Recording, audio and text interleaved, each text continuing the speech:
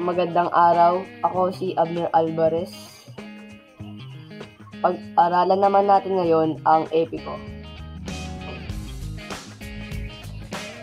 Ang salitang epiko ay galing sa Griego na epos na nangangahulugang awit, ngunit ngayon ito'y tumutukoy sa pasalaysay na kabayanihan.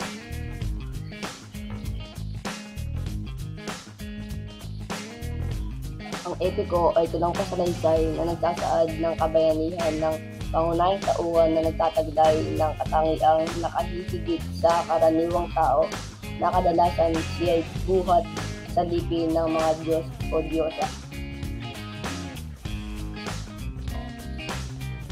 Ang ilan sa mga halimbawa ng epiko ay ang mga piaglam-ang, hudud at alim, ulalim, ibalon at maragtas.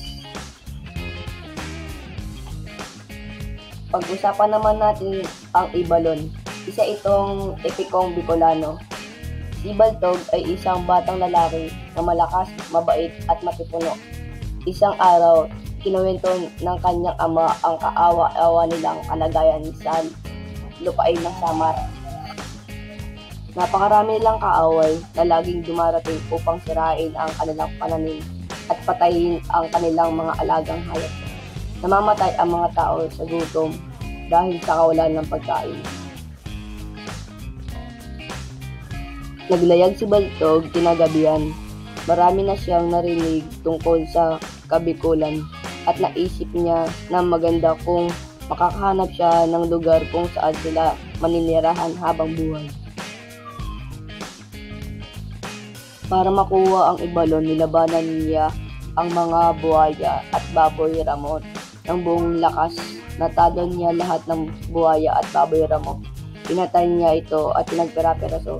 Ngunit ang sawa na may ulo ng babae ay nakatakas at humanap ng ibang matitirahan. Lilisin nila ang Samar papuntang Ibalon. Hindi nagtagal ay gumanda ang kanilang pamumuhay. Pinuno nila ang lupain at nagkaroon sila ng masaganang ani.